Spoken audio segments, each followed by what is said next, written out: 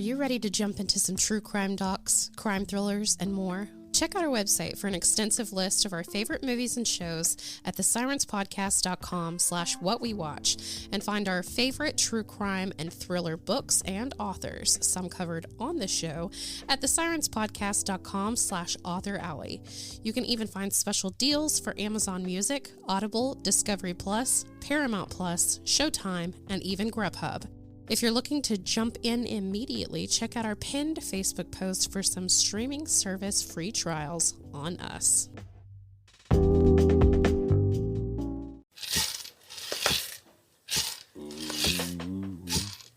You're listening to Sirens, a true crime podcast, brought to you by the Sirens Network. This podcast contains explicit content, so listener discretion is advised. The opinions expressed on this podcast are solely the views of the hosts and do not reflect the views of affiliates, associates, or sponsors of this podcast. This is Sirens, a true crime podcast.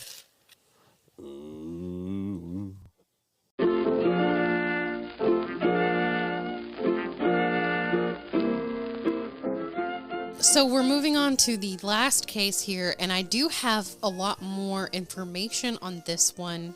This one, we are going to New Orleans. Most of the last part took place in Lafayette, Louisiana. This is in New Orleans, Louisiana. Now, if you look on that railroad map... That's what I was going to say. That line runs right through Lafayette. It runs right through. And as a matter of fact, most of the people that were killed in that last case with Barnabette, most of them lived along the railroad tracks. And so they did have a theory that a railroad killer was going through there, like riding through there at points and murdering people. Yeah. So, and the last killing in the Barnabette case was 1913. We're jumping to May 1918. Remember, our first case happened within a year. This case also happens within a year. So from May 1918 to October 1919, we have the Louisiana New Orleans Axeman. December 17th, 1917, local grocer on Apple Street, Efranio Andolini, and his two sons, John, who was 14, and Salvador, who was 13, are attacked at around 3 a.m. in their home. His wife, Anna, and his infant daughter was sleeping right next to him and were not attacked. The man hit him in the head with an axe 4 times. The man then apparently threatened the wife with a pistol to silence her and ran into the next room with the boys. After he attacked both of them, he fled to the kitchen, and all of them survived. Now, this sounds very familiar to the earlier one that we had with the little boy that he threatened. The first to succumb to a sharp blade of the Axeman was an Italian grocer named Joseph Maggio and his wife Catherine on May 23rd, 1918. They also were asleep in their bed. They had an apartment above, they were grocers, and so they had an apartment above that grocery store. And the killer cut the couple's throats with a straight razor that actually belonged to Joseph's brother Andrew, who lived there with them, before bashing their heads with an axe. When law enforcement began to investigate, they found the bloody clothes of the murderer, as he had obviously changed into a clean set before fleeing the scene. The brother Andrew had actually woke up at some point and went in, had heard noises in there and thought like maybe it was maritals, and so he didn't bother. Then later, he went and knocked on the door, no answer, and went and found them. He's the one who ran down the street trying to find somebody to come and help. When law enforcement began to investigate, so they found the bloody clothes. They ruled out robbery as motive because nothing of value was taken and nothing was stolen by the intruder. Near the couple's home, a message in chalk read, quote, "Mrs. Joseph Maggio will sit up tonight. Just write Mrs. Tony," end quote. So investigators immediately questioned several people. All were released for lack of evidence. They even questioned the brother and actually thought he was really good for it for a while because it was his straight razor. But then they ended up letting him go. A little more than a month later, another couple was attacked in the early morning hours of June 28th, 1918. Louis Bussemer Another grocer and his mistress, Harriet Anna Lowe, lived in quarters at the back of the store. They were discovered by John Zanka, which was a baker who was making morning deliveries. He was found lying in a pool of blood, and Bossamer had been struck with an axe above his right temple, and Lowe was hacked over the left ear. Though badly injured, both were still alive. Once again, people were questioned. There was one black man who was a new employee with them that was arrested for it, but then later let go for lack of evidence. These crimes made newspapers. A bigger note to some was this scandal of this mistress. Anna was actually married to the man's brother. Ooh. And while they were in the hospital, they were both taken to the hospital, Anna had actually claimed that she was Lewis's wife. And he, upon leaving the hospital, made it perfectly clear to everyone at the hospital that she was not his wife.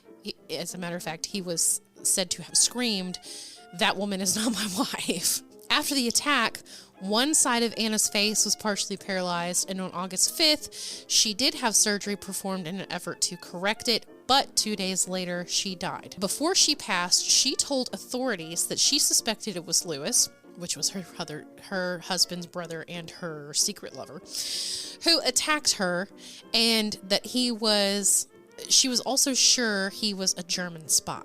So somehow he attacked her and himself and was also a German spy. Now, authorities did find letters in his home in German and Yiddish. None of it was really relevant. He was arrested, but released 2 days later. He was then arrested later again, and he was charged with murder, and he actually served 9 months in prison before he was acquitted on May 1st, 1919, after a 10-minute jury deliberation. 10 whole minutes. 10 whole minutes. Whoops, our bad. On August 5th, a third similar attack was made on a Mrs. Edward Schneider, who was 8 months pregnant at the time. As the 28-year-old lay in bed, she awoke to see a dark figure standing over her, and she was bashed in the face repeatedly with an axe shortly after midnight. Now, he's using the blunt end at this point. Shortly after midnight, she was discovered by her husband, who was just returning from work, and her scalp had been cut open. Her face was completely covered in blood. She actually survived that attack long enough to give birth to a healthy baby girl 2 days later. One man was, I know, mind-blowing, right? Well, or they did it. Lord. Or they said that in the news to hide the fact that they actually performed a cesarean, because that was not really talked about back then. It wasn't. But also, if they performed a cesarean in 1917 and everything was totally fine, but everything was totally fine with the baby, I mean, she probably wasn't going to make it anyway. But if the baby was okay, like, good job, 1917 doctors. Amen. Absolutely. So one man was arrested on suspicion. He was released for lack of evidence. By this time, investigators began to publicly speculate that the attack was related to the previous incidents involving Bossamer and Maggio. So just 5 days later, yet another grocer, a man named Joseph Romano, and I don't know if you've noticed this, but these are Italian-American immigrants. Bingo. Yeah. No. Absolutely noticed. Yeah. Okay. It's like... Yeah. So I was waiting to see if you just had 3 in a row. That's all I wanted. Yep. See if the third one was also... They're all grocers so far. And Italian-American. Yeah. The only one that doesn't make sense is the German Yiddish spy. Yiddish spy. Yeah. I don't know if he was or wasn't, but that just, like, what did that have to do with anything? Anyway, so 5 days later, another grocer, a man named Joseph Romano, was attacked on August 10th.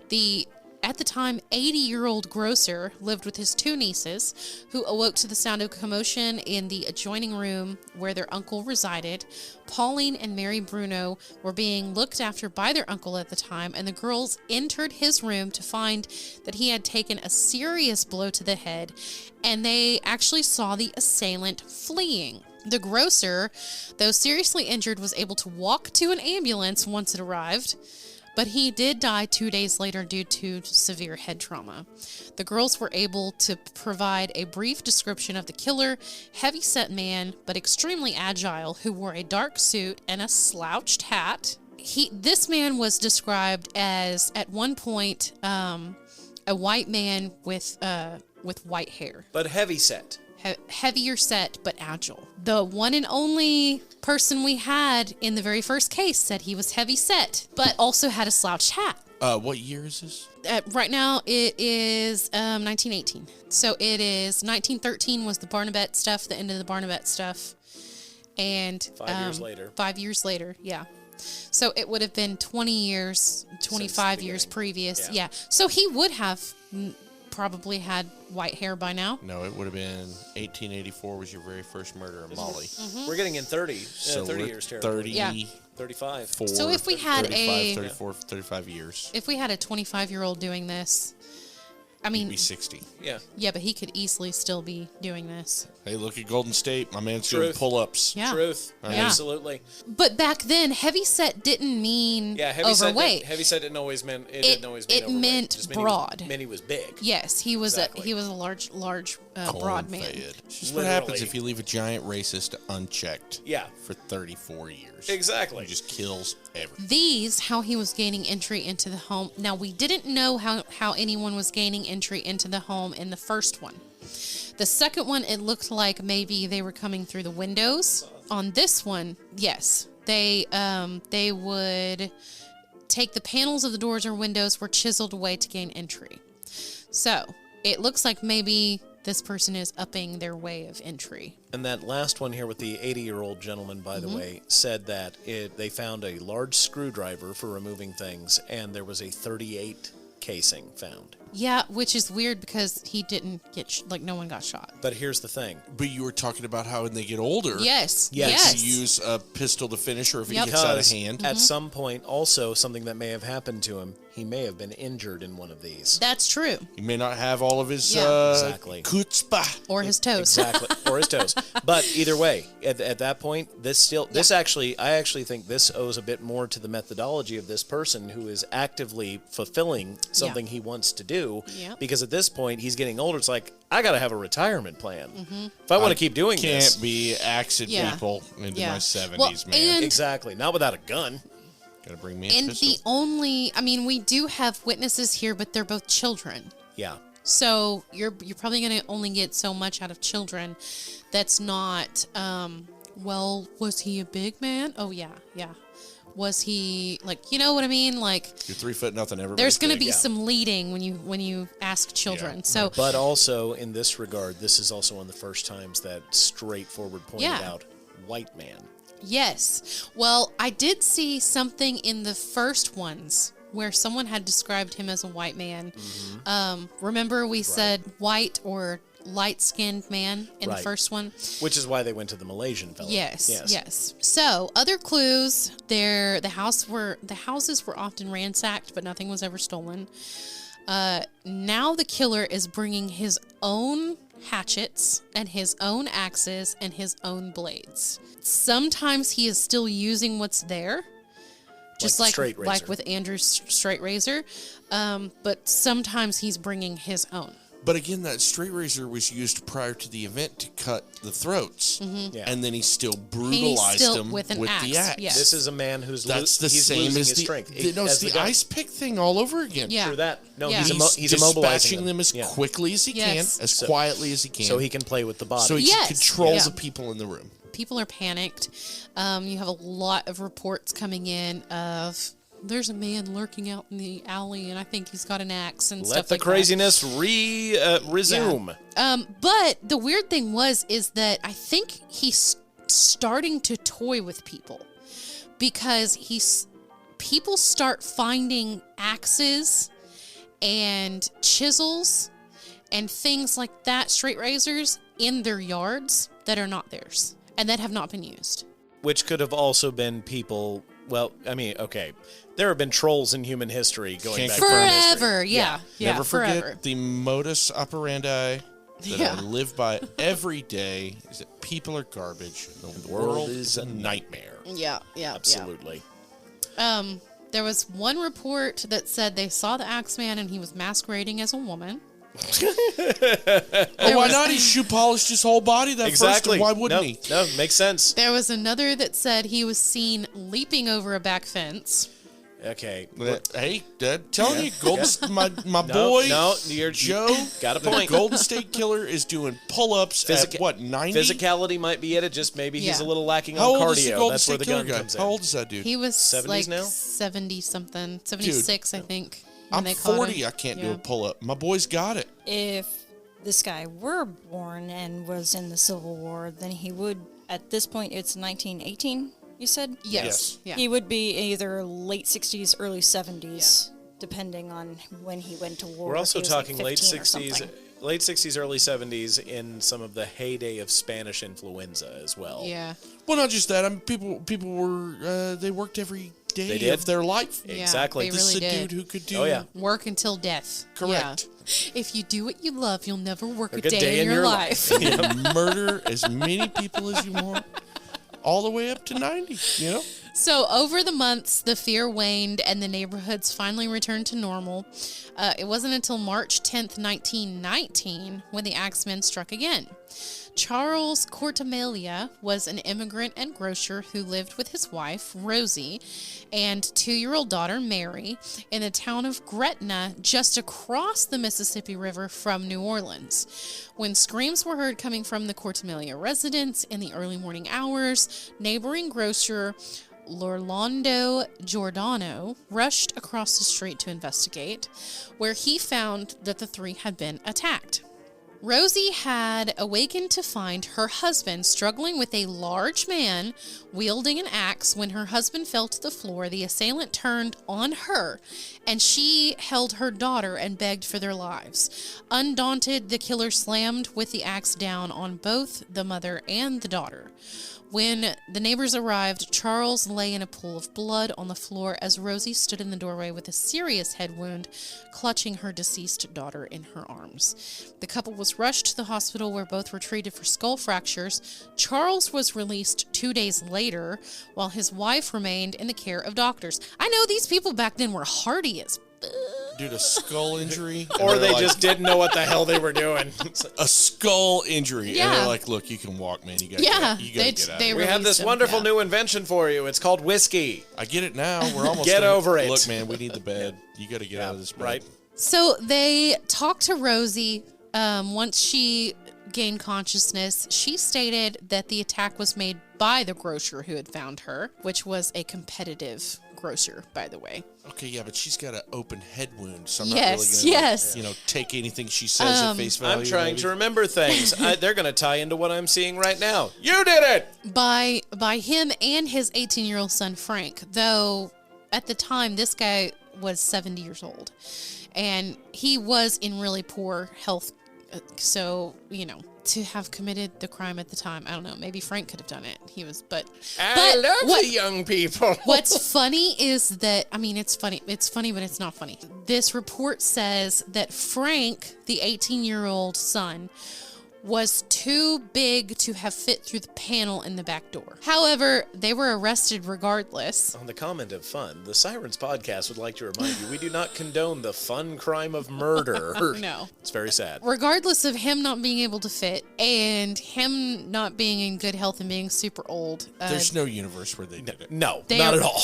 But they arrested them anyway. Of course. Yeah. And If I hear why the hell not? More racist cop story. And Charles is still awake now. He's gained consciousness too, and he is denying all of these claims that it wasn't them and it didn't matter. They were found guilty. And Frank was sentenced to hang. His father was sentenced to life in prison. Another 30 minutes because he's 80. Yeah. After the trial, Charles divorced his wife. About a year later, Rosie revised her claim, stating that she had falsely accused the two out of jealousy and spite, with her claim being the only evidence against the Giordanos, and they were released from jail shortly thereafter. There's no universe where that guy did anything. That dude's 108. There's no way that guy... I served in every war since 1812. Look at his tie. Yeah. He doesn't even tie his own tie. It's not even tied. You're telling me he carefully orchestrated the murder of 3 people? That's the look of a man who doesn't know where he is. Or maybe dead, in fact, and they just propped him up. Oof. Mr. Giordano, you're under arrest for murder. I already ate today. Bananas! Mr. Giordano, you're going to prison for the rest of your life. Sounds good. Neat. All right, but just put him in the car. Following the Cordemelia attacks, and then apparently they later died. It just says the Cordemelia murders. So apparently they later passed away. Complications due to murder. Due to an open brain wound that you treated for 2 days. Yep. I can't believe it. How did this happen? And sent him home to sleep it off. Medicine's so advanced. I poured water on it and everything. Yeah. So New Orleans was again filled with terror and once again began to arm themselves, even though this happened across the river. The police stated that they believed all the crimes had been committed by the same man. And then... We don't want anybody to freak out or anything, but we think we have a serial killer. We have no idea where he is. He could be right here in this room. He might be you. The Times-Picayune newspaper received a taunting letter on March 14th, 1919, that promised another attack. All right, let's have a look. Let's see what we got here. They have never caught me, and they never will. They have never seen me, for I am invisible.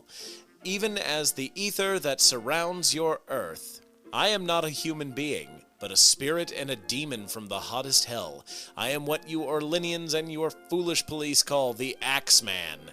When I see fit, I shall come and claim other victims. I alone know whom they shall be. I shall leave no clue except my bloody axe, besmeared with blood and brains of he whom I have sent below to keep me company. If you wish, you may tell the police to be careful not to rile me. Of course, I am a reasonable spirit. I take no offense at the way they have conducted their investigations in the past. In fact, they have been so utterly stupid as to not only amuse me, but his satanic majesty Francis Joseph, etc., but tell them to beware. Let them not try to discover what I am, for it was better that they were never born than to incur the wrath of the Axeman. I don't think there is any need of such a warning, for I feel sure the police will always dodge me, as they have in the past. They are wise and know how to keep away from all harm. Undoubtedly, you Orleanians think of me as a most horrible murderer, which I am, but I could be much worse if I wanted to. If I wished, I could pay a visit to your city every night. At will, I could slay thousands of your best citizens, for I am in close relationship with the angel of death. Now to be exact, at 12:15 earthly time, on next Tuesday night, March 19th, 1919, I am going to pass over New Orleans. Good God. In my infinite mercy, I am going to make a little proposition to you people. Here it is. I am very fond of jazz music, and I swear by all the devils in the nether regions that every person shall be spared in whose home a jazz band is in full swing at the time I have just mentioned. If everyone has a jazz band going, well then so much the better for you people. One thing is certain, and that is that some of your people who do not jazz it on Tuesday night, if there be any, will get the axe. Well, as I am cold and crave the warmth of my native Tartarus, and it is about time I leave your earthly home, I will cease my discourse, hoping that thou wilt publish this, that it may go well with thee. I have been, am, and will be the worst spirit that ever existed, either in fact or realm of fancy, the Axeman. Postscript, I don't like grocery stores. Like, what in the ever-loving crap basket? Fact check. He was not indeed a spirit. The producer looked it up, and he was not a spirit. My boy is just like, all right, look, I've killed so many people. And if you guys don't all turn your radio stations to 98.7 The Buzz. Yep. I was like, what is happening? I would like to point out that this is quite possibly the single greatest party prank that's ever happened. Let's throw the greatest rager of all time. I know. How do we get people to do this? I know. Tell them that their fucked if they don't party as hard as they can. It's New Orleans in 1920. I Just know. politely ask them to play Right? jazz. Yeah. And they did it. Yeah. Of course they did it. Of course Of it course they The music flowed from homes across much of the city. Dance halls were filled to capacity. Professional and amateur bands played jazz at parties all night long at hundreds of houses around town, and no one was killed. The Axeman murders are so ingrained in the town's spirit that they actually inspired a whole subsection of NOLA music. Quote, Axeman's Jazz, end quote, was the first hit single of this musical branch. The mysterious Axeman's Jazz, Don't Scare Me Papa, in 1919.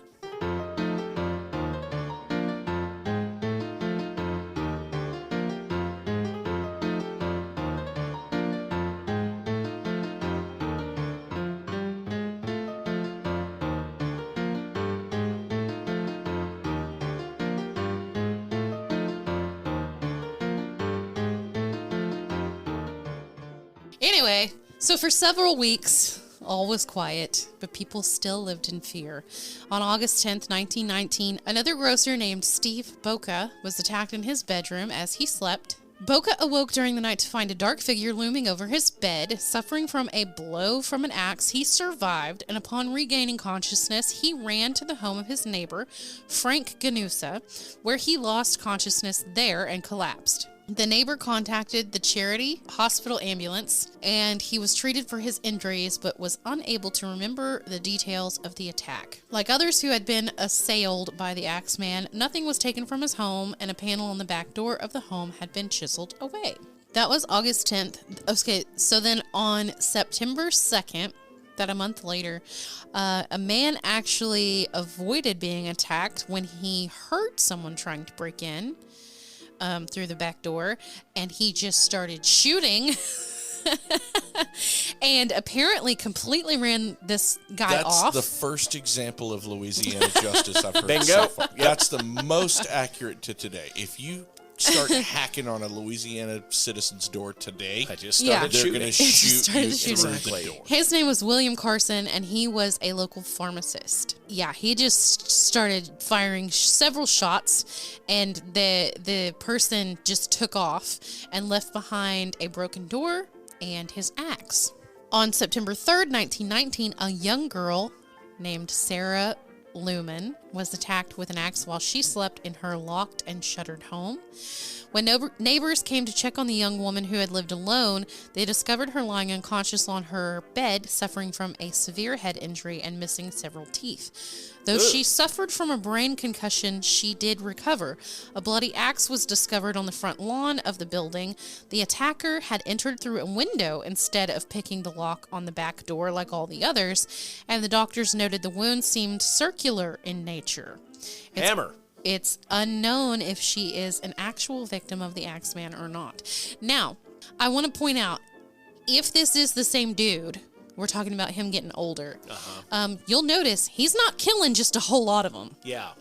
He's not doing a good job of it, I'll say. He's going for solo kills. Yeah. He's getting Also people younger, alone. yeah. Younger. Younger women in this case. Yeah. So, and the ones that he's attacking with the family there, he's like beating the crap out of them, hoping that he's going to kill them, but then they end up surviving. Well, I mean, the old man. Or they end up dying way later, yeah. And now he's like not even breaking in correctly. This next one, I feel like could be the Axeman's. But we're starting to get into hinky territory Yeah, now. but we're also starting to get into maybe somebody just murdered somebody to cover it up with the Axeman again, like the last one. Yeah. Yeah. Okay, so this one, October 27th, 1919, it was a grocer. His name was Mike Pepitone, and he was killed. That night, his wife Esther heard a noise and arrived at the door of the bedroom just as a large axe-wielding man was fleeing the scene. Pepitone had been struck in the head 18 times and was covered in his own blood. Now, this is the first one that has been struck that many times and died instantly. Yeah, we've talked about a few have been struck multiple, Yes. but that's wow. That's more elusive to his earlier Texas work. Yeah. Yeah. Absolutely. His murder left his wife Esther and their 6 children behind, who were all untouched. I feel like you're starting to think like I'm thinking. That's a little... There's a difference between I'm doing this and I can blame it on the Axeman versus I specifically wanted to kill this person and make it look like the Axeman. So Mrs. Pepitone was unable to describe any characteristics of the killer, even though he was standing directly in front of her for a good while before he fled. The usual clues were left behind, but here's the deal. All of this is now in the paper. Yeah. Like, they have told everyone what he's using, how he's breaking in, Again, how he's leaving the scene. This is yes. This is already way past sensationalization because they had the jazz night because of this. There isn't a person in New Orleans at this point who doesn't know who this guy could be. And this was the last of the Axeman's killings. I don't buy that one. Yeah, same. Yeah. Before this was the young girl who survived, right? Right before this one, Sarah Lumen. Who was the young woman who survived. And they found the hatchet just casually thrown into the front, which has happened in a lot of these. On the front lawn, yeah. But at the same time, that seems like to me that was I'm done. Or he went off and had a heart attack. So you have the attack of the pharmacist that was completely botched because he shot at you and you took off running. And then from there, you went down to a little girl and she survived. Yeah. Yeah, that one sounds like a failure and he left it. And then we jumped to a man who was killed in his home with his wife and 6 children present and was hatched up 18 times. Yeah, and why the hell couldn't she times. Why couldn't she describe him? Exactly. Plus, can we just take a second to appreciate in this photo of Mike and Esther Pepitone the dick beaters on this dude? Look how big that dude's hands are. Oh yeah. You're telling me that a 65-year-old man couldn't kill a little girl because he was so far at the end of it. Yeah. But he just happened to muster up the rage of his previous killings when he was 30 and 20 and snatch that dude 18. No. Yeah, she couldn't describe it because she did it. She's a foot and a half taller than this dude. Thank you. Yeah, like, look, besides the fingers on Mr. Pepitone, look at the shoulders on Mrs. Pepitone right there. She's so broad. Yeah, she's a linebacker. She's so broad. She was not happy with the way that he treated her or something in this case. Yes, and not only that, later she changed her story and said, oh, there were 2 men that came into the home. And she remarried like a couple of months later. I don't want to say it. Yeah. There it is. I did it. There it is. That is his death certificate. Mr. and Mrs. Beefy McGee over here. Hey, and we're finally getting into the dawn of criminalistics. Look at that geographical map. Yep. Yeah. It is very, very close together that all of these things, basically, so there's a little slew of attacks in one neighborhood. There are 4 together. And then there's a slew, 3 together in another neighborhood, a slew, 3 together in another neighborhood, 5 together in another neighborhood. So, yeah, we're just jumping neighborhoods here and hoping one sticks. Talking about literally what you just said, Rick, of moseying. You've got the cluster up there in the up in the northeast there. They're at different intervals, but that's a stomping ground. You've got the western grouping over there, but that one in the center right there, that's a scoping. That's literally, I wanted this area, and I came back to the other one on purpose. That's the part that drives me nuts about this case and makes me know for a fact that it was a white dude. Yeah. Because those locations are just a dude walking down the street. Exactly. You would never think he was out of place no matter where he went. Yeah. No matter where this dude goes. Yeah. That's just what, that's literally He's just walking a down the street. dude on the street. Yeah. That you would never look at twice. And in this timeline in this year, he's a 65-year-old dude with a slouch hat. Yeah. You're not going to look at that dude twice. He's going to walk right past you. And every one of these are Italian immigrant families. Yeah. Most of them, almost, I would say 98% of them are grocers. And then you have the one, the druggist is what they called him. Old word for pharmacist. Pharmacist. And soda jerk. Well, and then of course you have, just homemakers and single women, but. Yeah. No, this is clearly the path of somebody who is getting to retirement age when you see it. This is somebody getting old and not anywhere near as capable as they used to be. We're going to move on to this guy right here. He was one of the largest suspects. His name is Joseph Mumfree. Crime writer Colin Wilson, based on an account by author Robert Tallant, suspected Joseph Mumfree.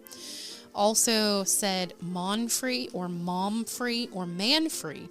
So he's suspected as being the Axeman because he was in New Orleans at the time, and he left shortly after the Pepitone murders. He was allegedly shot to death in December of 1920, so 2 years later, in Los Angeles by Esther Pepitone, the widow of Mike Pepitone. He speculated that Esther had killed her husband's murderer for revenge. So this guy was also her second husband's business partner. Okay, so Esther's just a murderer. Yeah. He apparently approached Mrs. Pepitone, and here's the kicker. By the time that he had approached Mrs. Pepitone, her second husband had already disappeared without a trace. That bitch Carol Baskin? Yeah. According to her, he demanded $500 in jewelry from her. That's like $50 billion today's money. Or he would kill her, like, quote, he killed her husband. According to her, she retrieved 2 guns and fatally shot him. He had a pistol on him at the time. However, she shot him once with 1 gun and then shot him 11 more times with the other. And here's the crazy part. I got him with the first one, but I had to be sure. Yeah. She was actually she went to trial. She was arrested and went to trial, but she was acquitted on grounds of self-defense. Shot him 11 more times. Yeah, at least 12. Whatever. And All there right. it is, right Esther's there. a murderer. I killed this man. I killed him a lot. And like, yeah, whatever, ma'am. Angelo Albano was her second husband. 7 kids and 2 grown men. Man, I don't even. All right. I'm exhausted by Esther. She's So a that's murderer. why She's a murderer. That's Yeah. why I say I don't think that last one was the Not at all. Axeman's. Not even a little bit. Not even, no. There were also reports that stated that Mumfree was actually in jail during some of the Axeman's killings. And very confused by And- being murdered by Esther. Exactly. Hey, oh, wow! He was apparently in jail from 1911 to 1918. There were also a man.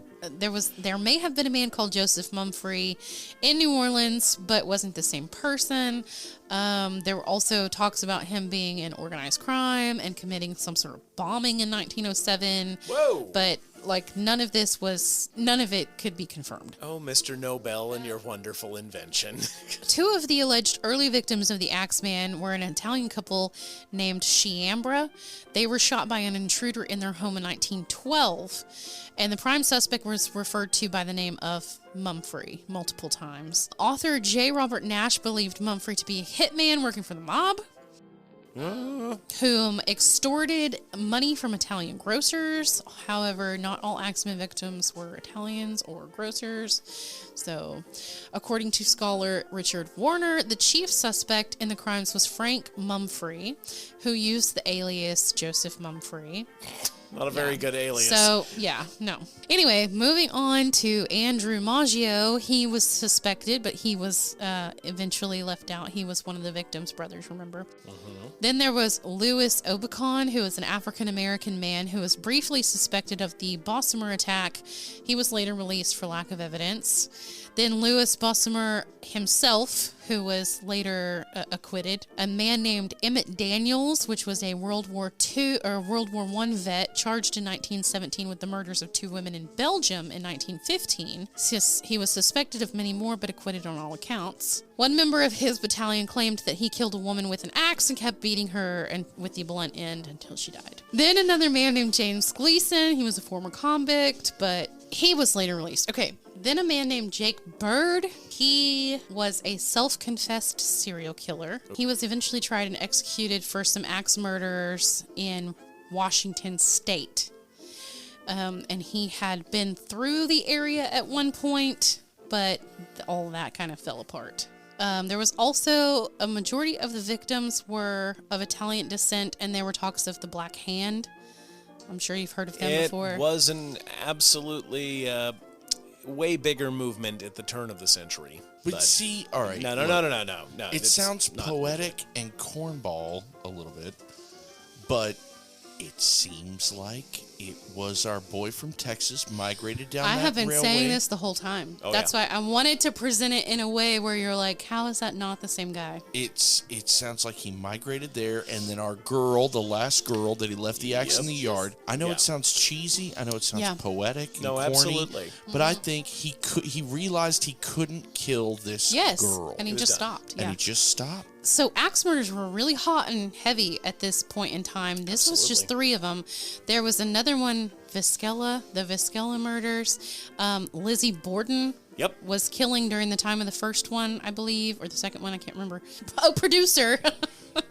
Axe murders were really the thing to do at the time because every home had an axe in it, because every home needed to be heated. Absolutely. Around 1892. Oh, okay. So there you go. Everybody's doing it. It's the cool It's the cool thing to do. To do is just come into your house and pick up your axe that you bought and then kill your whole family with But it. the similarities between all of these cases just seems to clump these together. How close they were together, how they transitioned in time when one would stop, another would begin, the way that they were done, the similarities you can see between some of the cases and how he handled some things. It's very interesting. It poses a very interesting. You had a movement. You have a geographical mapping of potential victims. and Excellent timing. It's phenomenally put together. Can we talk about the most amazing thing for me about all this is how many survived? Yep. Do you know how gnarly an axe wound Oh, is? I can yeah. imagine. Even a hatchet wound. Yeah. Like, that's a hole that I can't close. I mean, that's Yeah. needs surgery. Yeah. Today, if you got That's hit why with they an were axe, like, man, you're in ICU Ooh, for weeks. you're fine. Let's Yeah. send you home. And then they died. That 2 blows days my later. mind. Yeah. Blows my mind. Well, they probably knew, like, there's You nothing got- we can do. Let him die at home or something. You know what I mean? Axed in the Yeah. forehead. You're probably good. I don't know. Maybe drink more water. Here's some Yeah. morphine. Have a good day. Yeah. Oh, So, no. Back then, man, it was the good stuff. It They were absolutely giving was. them Coke, ether. heroin, ether. Yeah. Buddy, it was nuts. so what do we think? Same guy? Absolutely. Same guy. Yeah, I think it right was the with same you guy. on that. And I think it was our white dude. No matter what, I think it was a White dude. Absolutely. My loyalties are for sale. I'm telling you right now. It was a white dude, but I think that maybe he drifted between these states. Could have been. Because, like you said, white dudes could go anywhere and do anything. Yeah. I mean, you just had to look the part. As long That's as it. Yeah, I and mean, as long as you didn't look too Nobody's going to trampish. stop you in 1905. You walk with your chin up. Yeah. They think you're in charge. Especially with Yeah.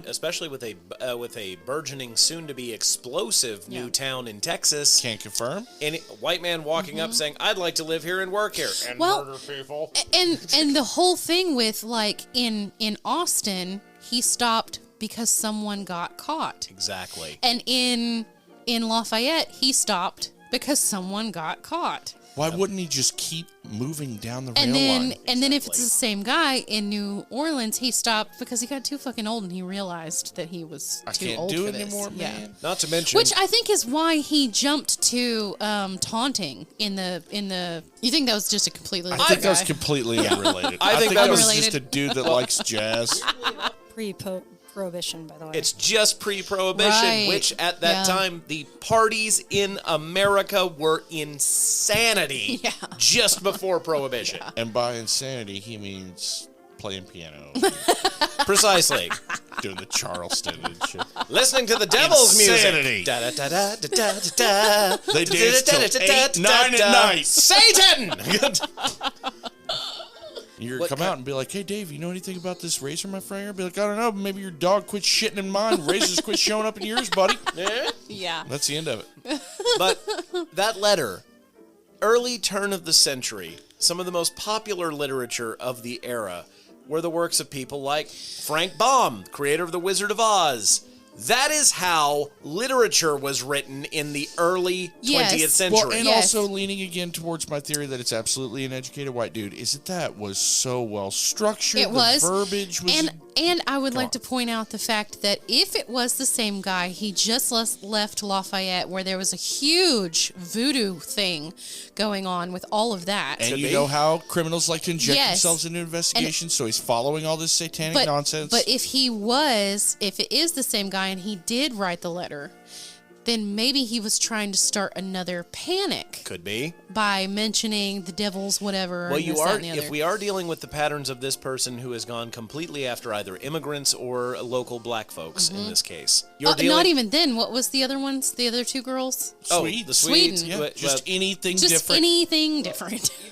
Or it was absolutely written up by someone trying to literally just make a fucking puff piece. Dude, people are garbage. World's a nightmare. It could have been anybody. It could have been a jazz trumpet player that couldn't get a job for 6 months. Yeah, that too. But the writing of it literally reads like a book. Yeah, it was written really by does. someone who was just trying to flex their... that was a creepypasta for the 1920s, 100%. The early 1900s. And I think the weird part, another weird part is if it's not the same person, like we have in Austin, it was a year. It was only a year. Yeah. And then we have Lafayette, it was 2 years.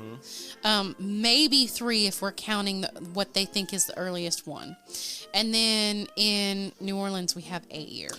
Now, the thing that I'm really interested in too here is that huge gap of time between Austin and then Louisiana. Well, I am very interested to know where he went and what he did. If he's taking the train lines. If he was riding the train lines. I haven't even looked into the Vizcaya murder or the axe murders or whatever. Maybe that lines up as well. I don't know. Look, I think if we've learned anything from this episode, it's that if you think somebody is going to break in your door, just shoot through that motherfucker. Shoot through it. That's the most Louisiana shit I've ever heard in my life. Absolutely. Yeah. But yeah, so that wraps up the axe murders of the South. And I want to thank my guests, Rick Rollins and Simon Vaughn, for being with me today. And for being so handsome. Oh, and for being... Well, I was talking about me. Oh. I'm rude. Crazy hot. You guys should see my picture. It's good. It's a pretty good picture. But it's not as good as Simon's because he is chiseled from granite. I didn't want to say anything. I'll say it for you. Oh, thank you. But, Bye.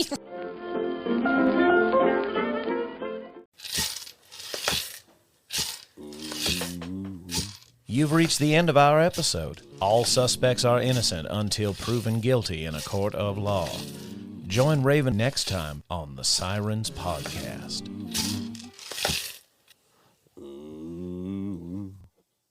Do we have an outro? That's our outro, isn't it?